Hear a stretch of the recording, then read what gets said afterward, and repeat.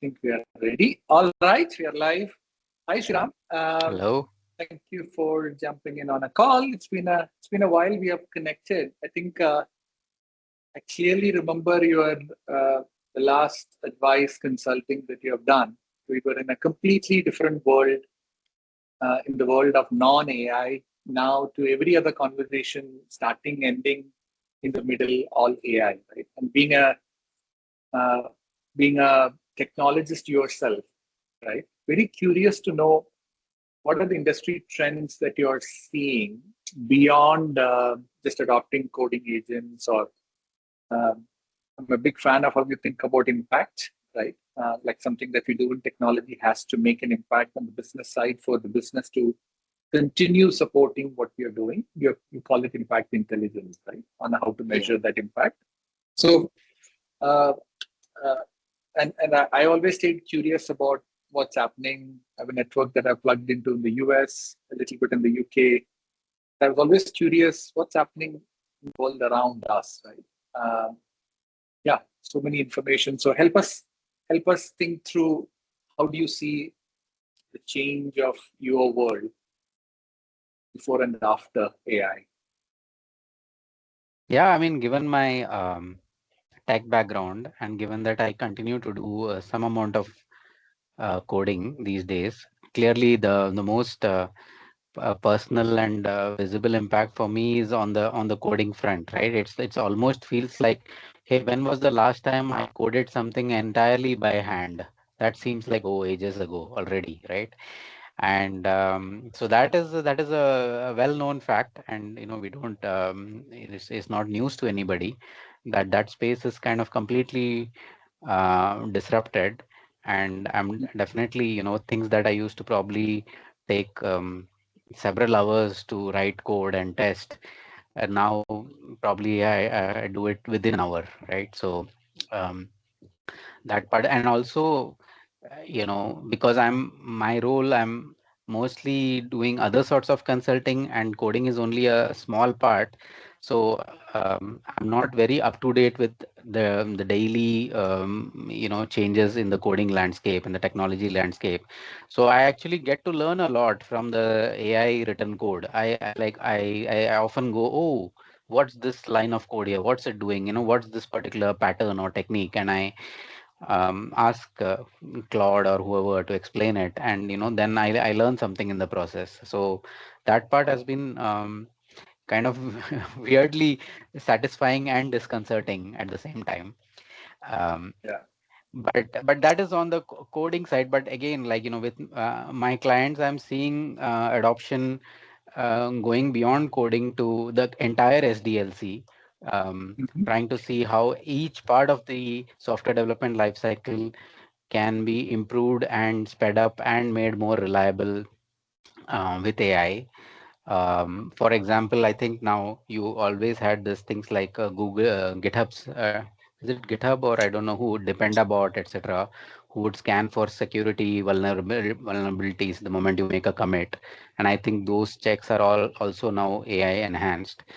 Mhm. So similarly, on the upstream side, whether you're writing your PRD or story or epic or whatever, Mhm. um, human writers tend to you know, uh, write briefly, explain their things briefly, and then often when it goes to the developers, things get stuck waiting for clarifications or waiting for additional information and so on. So at one of my clients, we have started this initiative where we are encouraging people upstream, the product owners, the various kinds of whoever contributes to a story or a spec, to use AI to improve the quality and the exhaustiveness of the spec, so that when it comes to a developer, not that the developer is hand coding it, the developer is also now using an agent to write the code, but it helps the agent. Better documentation, more clear documentation helps the agent. It does create context related challenges, because if there is lots of documentation, then it exceeds the context window, for which there are now some very good solutions. In the middle, we were spiking something called GitNexus. It's a very popular GitHub project by an Indian college student actually, but it has gained a lot of traction. But there are other tools like that, which basically create a they convert your context, your local documentation into a intelligent index, not just a basic search index, but something that is code aware. So they kind of parse the syntax tree of the code, etc. And so if you want to refactor something, instead of the agent just going around looking for things, they can, this has an MCP server. So the agent can talk to the MCP server and say, what is the blast radius of changing this method signature, for example. And they get a much better answer from this tool rather than if they had to do it on their own. So it saves tokens, kind of magnifies the context window. So, but all of that is only useful if you have good quality specs to begin with and exhaustive specs to begin with, right? So we've started doing some work on that and tracking not only the use of AI, but also tracking whether the specs are really improving with all this usage. And we have some quality criteria for the specs and so on. So that is an aspect of SDLC. Similarly, downstream, there are opportunities. Post deployment, going on to release, there are opportunities. In terms of production logs, right? When you have incidents, going through the logs manually versus getting an initial sort of a diagnosis, with AI for what could potentially be the problem. There is also some work going on there. So throughout the SDLC, there are opportunities. And of course, outside SDLC, when you talk about solving business problems, again, there are plenty of opportunities there. I have shared some of them in my, impact intelligence article, which is called as, I think, a reformist CTO's guide to impact intelligence. That is the one intended for a tech audience, where I've given some examples of business facing AI solutions, where it's one thing to sort of just deliver a solution, but quite another thing to make sure that it has the desired impact, that it moves the needle on the business metric. Right. So in summary, yes, I do see a lot of momentum on the business solution side as well as throughout the SDLC. Amazing. Thank you, Sriram. Uh, Maybe this is to take you back in time a little bit, right? Imagine, you had a very successful career with ThoughtWorks before. Imagine if you start that career today, right? The career that you had was with the older software engineering paradigms and practices, right? Imagine this was your day one, as Amazon calls it, in a new consulting world. What would you do differently? Yeah, it's a great question. Thanks for asking that. And in some ways, I think it's what I would do is kind of double down on something that I've been um, advocating for even otherwise. For example, sometime back on my newsletter, I wrote a post called "Don't grow into product and engineering." Like if you're a small company and if you can help it, don't grow into product and engineering. The big companies can't help it; they're already there. It's too difficult for them to change now. But Mhm. I know I've said that it's better to organize along business capabilities, business modules, or whatever, and have your product engineering, DevOps, release, data intelligence, everything bundled, aligned to specific business modules or brands in your case, right? That way, rather than having a functional decomposition of product and engineering and architecture and so on. Mhm. But I've been always saying that, and of course it goes against the traditional organization that a CIO is comfortable with, which is the functional decomposition sort of organization. But I think AI now makes it all the more important to think that way and to organize that way, where you don't think about all your different technical functions and organize it like that. So all your architects are reporting to some head of architecture, all your SRE people are reporting to some head of infrastructure and operations.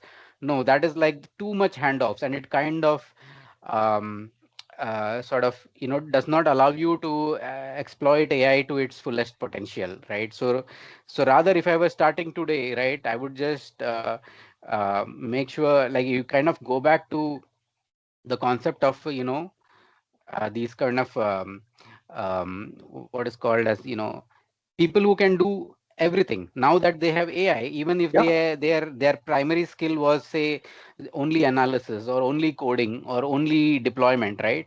Still, I think now with AI they can much in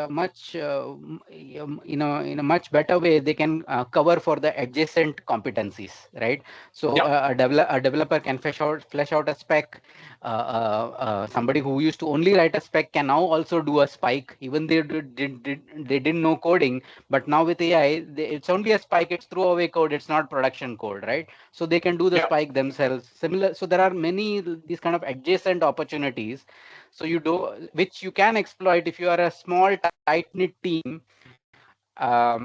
which is aligned to a business capability or a business vertical or a business module or something like that, rather than Yeah. aligned to technical decomposition. Got it. So outcome aligned, which you always been a big fan, right? That's been Yeah, your yeah, key focus area for a very long time. From the time I know, you always wanted outcome aligned. So you are seeing what you have been saying for the last decade, much more real in the world of AI. yeah. Mm, yeah, I would, there is much more, the case for it has become much stronger even in the large organizations, right? Although Mhm, there is a lot of inertia to change, and because it involves changes in people's titles and reporting structures and so on, people don't want to go there, right? So mhm. although the case is much stronger, and I believe that the organizations that are just starting up, or they are just less than 100 people today, they are already making these changes, or for them the friction to make these changes is much lower, right? And some of them are already making those changes, and the ones that are starting off are already starting off this way. Got it.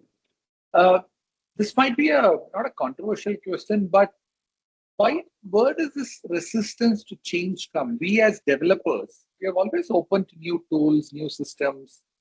Uh, what is slowing us down? Is it the who needs to adopt? Is it the developers themselves? I'm just, of course, asking a loaded question. Is it the organization not reinventing themselves? Are people afraid for change? Or is it non-tech people who are afraid of change? Why is this so slow? Like you have seen it, I am seeing it. I can see it today that if I am rebuilding my company, I need a different way to do it, right? I don't need a over the last couple of weeks, I've built systems without a designer, without a developer. That doesn't mean I don't need a designer. The role is changing and shifting, but I can get a version one much more faster than in the past. Where in the past, it would go sit in a backlog. And I do think I can actually. I was talking to one of my business leaders. I said I can actually finish off your backlog in pretty much no time. Give you a version one, right? Are you ready? Right. So, are you seeing the friction is more on the business side adopting the speed of change? Where is the friction? Why is there a friction? Hmm. Uh, yeah, that's a very yeah. I mean, yeah, it's a challenging question, I think, but I think there are friction in many places, right? Like basically, it's people worry about their careers. In short, right? It's career worries. If I were to summarize it in two words, it's career growth worries, right? Where people, the earlier thing offered a set path, right? Like if you joined the team of architects, you joined as a maybe some junior architect, and you knew that, okay, on this path, because this is my department, in 10 years maybe I can grow to chief architect, right? Something like that. And similarly, if you joined a SRE team, you knew that, okay, ultimately I'm reporting to the head of infrastructure and operations, so in 15 years maybe that is my growth path, and that is where I will be, right? So Mhm. whereas if you join this mixed team, right, where the roles are fungible and so on, then people tend to worry about, oh, what is my career growth path, right? What is my identity, right? Am I a developer, or am I a jack of all trades and master of none, and those kind of, that is at a low level. I think that is one sort of worry.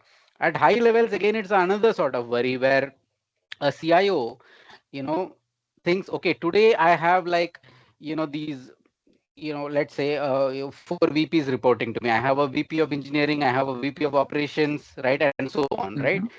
But if you and those VPs are ultimately serving various constituencies in the business, right? So if Yeah. you take something Mm-hmm. like online retail, in online retail there is there is the marketing aspect, Mm-hmm. bringing the traffic to the site. Then there is once they reach the site, there is search, and then there is the product detail pages, there is cart, there is fulfillment, there is loyalty, right? So Mm-hmm. now for all of these you have different teams on the business side, right? Yeah. But the developers on this side, they all ultimately basically come under the same VP of engineering, right? Yeah. now Mm-hmm. now in this world, if I say no, that is not the best way, that is actually slowing things down. Instead, for all your marketing needs, you must have a end to end, right? From the full SDLC should be self contained for marketing, right? And you have Yeah. like a technical counterpart for marketing, and similarly a Yeah. technical counterpart for your search and cart and fulfillment and so on. So now the CIO thinks, oh, now instead of a VP of engineering and a VP of operations, I need to have like a VP for search, potentially like a VP for fulfillment and so on, right? And that scares them Mm-hmm. because they say, oh, how do I hire such a person? Because each of these VPs needs to have good expertise throughout the SDLC. Whereas the Yeah. earlier VPs were only expertise in, say, just development or just deployment or just operations. Mm. Got it. It's a yeah. So it's multifaceted. It's not as simple as here is what's working and suddenly start from tomorrow. Yeah. Um, and there is this common question that keeps coming with fresh graduate and college graduates, including my own cousins and nephews who keep asking me, uh, what do we tell them, Sriram? Should they do engineering? Should they? Yeah, I don't have an answer for that, Sree. I think the future is uncertain, right? People say, oh, there is this thing called Jevons effect or Jevons paradox, because of which as the unit cost of coding goes down. Well, I'll put a star on that and come to that star later. But today apparently, like earlier, say, if if it took 10 person weeks, right, to develop an epic, all the stories in that epic, then today potentially with AI, right, the person weeks comes down, right? There is the AI cost, but the person weeks comes down. And so the argument is that Jevons effect says that as the cost of a resource comes down, of a useful resource, the demand for that resource goes up more than the cost came down. Okay. Huh? Okay, interesting. Yeah, so electricity is a great example, right? Electricity or even hard drives and so on, hard disks and so on. As the cost of storage came down, the Mm-hmm. amount of storage demanded multiplied, and it more than made up for the Ah, right. got it. Got Yeah. it. So they say therefore there is nothing to worry about jobs and all that. People will today, if they are building software for only, say, 30% of the overall business landscape, right, and the rest of it is cots or it's kind of swivel chair integration, it's not, everything is not done by software, then tomorrow everything will be covered by software. And so then as the demand for software grows, even though you're producing software more efficiently, there won't be any job losses because the increase in demand will more than offset the efficiency, right? That is one line of argument, right? However, like I said, there is a star because this is all assuming that the cost of AI will remain the same as it is now. Relative to a developer's cost, it will remain the same. But it may or may not, right? On one hand, because right now it's all subsidized. Investor Yeah. money is subsidizing all of this, right? So I think on every query, these companies are actually losing money on every inference call, right? But they are in a growth phase. Usage is what matters, so they are not worrying. Tomorrow, if they all get together and raise prices, right, then we don't know how well this equation will hold. On the other hand, there are people saying no, the advancements are happening, the chips are becoming more and more powerful and efficient, the algorithms are improving. So the cost of inference itself is going to come down naturally, as just like the Moore's law for transistors and so on. There's something Yeah. of that sort will happen over here as well, right? So yeah, I don't know which of them will really happen and what it means for It's, I think, very hard to advise somebody whether they should go into engineering or arts or law or whatever. Yeah. Got it. What's your? I would So love to hear your take on that as well, Sree. so I'm actually I've heard about Jevons and I'm expanding my thought. I think my take on this would be in the current shape and form, I don't think will be relevant in a couple of years. What Yeah. that mean is like I'm reflecting my own activity, right? Like I remember explaining this to my one of my leadership colleague that hey, do you remember how we used to build software? You used to tell me an idea, then we used to schedule a designer's time to review it or a business analyst to review it based on the complexity. They go back, then they figure out how to do design, and that might be 1 day, 2 day, 3 day, 1 week, 1 month based on the complexity. Then you come back. In between, there is a process of end user telling us what's working, what's not working. And by the time the BA, designer, product owner, developer huddles comes back, it's either a couple of days, couple of weeks, couple of months, again based on complexity. And there is this easy practice of estimation, right? How long does it take, right? And I'm reflecting last 6 months what I've been hearing, right? I remember speaking to someone, and they said, "Hey, do you know this person has stopped? Uh, like his estimations are one or something like that." I said, and somebody else said, "You stopped estimating."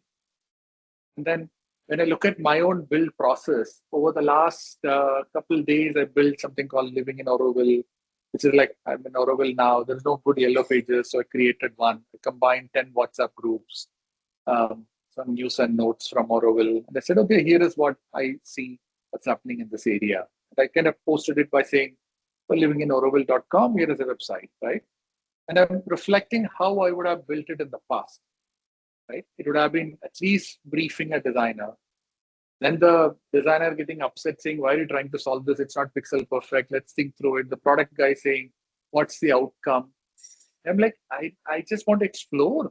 I don't know. I don't have all the details, but I think this is the right thing. So as an entrepreneur, as a business leader, sometimes you want to be trying something without necessarily gathering all the data, right?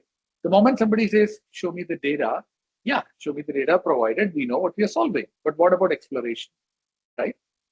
It's a bit like in the mining field, right? You explore, yeah, you explore and see, can I mine here, right? What does the data say anything? Yeah, it gives you some indication, but you need to explore. So I am always in that space of creative exploration. So for people like me, I think AI is like a blessing in disguise, right? And one of the challenges that I had even in the last couple of years, I think faster than I can write, right? And I've seen that with a lot of business leaders too, right? They can mentally verbalize quite a lot of things, but if I tell them to say, give me a document, it really slows them down. So the build process for me is I go to drop my son. I have a crazy, wacky idea about something. I open my recorder, either Whisper Flow or my Apple Notes. I have 3, 4 agents that's ready to listen to me, right? And I key in, and I get a feedback from someone of what I built. I key in the feedback as is. I don't even worry about is it the right feature to build or not. But I've given some basic principles, right? I mean, not overcomplicate the system. So I've given guardrails on what not to do. But the build process is fundamentally different, right? You are valued in the past for intellectual skills of writing the code. I think that is shifting towards you're valued for your dreaming skills. You're valued for thinking what's the art of possible. That doesn't mean engineering is extinct, right? You still need Google of the world, Cloud of the world to build frontier models. So, but would everyone need to be technically strong? Like, so I'm thinking. I told this to Gene, who's the founder of that DevOps books, right? Phoenix Project. And when I met him last year, like DevOps, I think a very strong skill around AI ops. I don't know what that equivalent would be. DevOps is a cool name. So I think there are a new set of Mhm. jobs that's going to be created. But the fundamental, I am a solid engineer, um, am I needed in the ecosystem, is getting challenged. Yeah.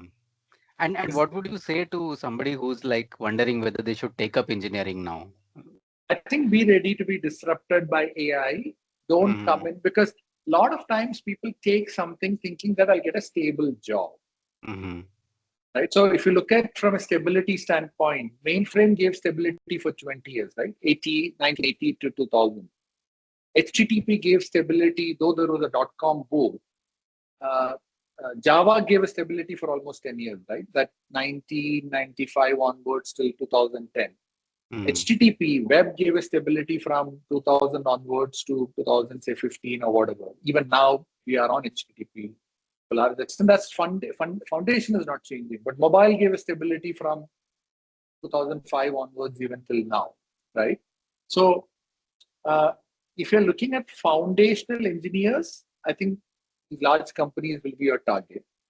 But if you're looking at services company, you better be ready for reinvention, right? So grab Yeah. any opportunity to learn traditional software development that becomes your layer one, but get ready to be disrupted. So be mentally ready for a turbulent 5 years, right? Mm. But on the positive side, my simple suggestion for any upcoming engineers would be learn communication, learn to speak, learn to write, learn Mm. English, Yes. learn a language, not even English, learn a language which you can fluently communicate, Yeah. right? And I think communication or language is a barrier between good and great now. Yeah. Yeah. It's a great point. Yeah, it'll be interesting. Last question. It's one of those personal passion, right? I'm always curious to see what's up in and around us. Is there a value merit in bringing 5, 6 companies, senior leaders to come together for regular discussions? Do you think it's something that we can expect and bring some senior leaders from the industry, right? Because it's such a industry-wide change, very difficult to keep up alone, right? Any thoughts? Yeah. It'll be good to have people who are also they are senior. That's great. I mean, they have the sort of 30,000-foot view. But if they are also in a position where they have the 100-foot view, right? Occasionally. So that whatever they say is not there is some sort of first-hand experience as well to what they say, right? That would be Yeah, great. Yeah. Yeah. yeah. Awesome. I'll take this and share it with my network and see who's interested to be part of a very small cohort to learn from each other. Uh, yeah, thank you so much, Sriram. Really appreciate the conversation. My Refreshing as pleasure. usual. Yeah. Thank you for having me. Excellent. Start recording. This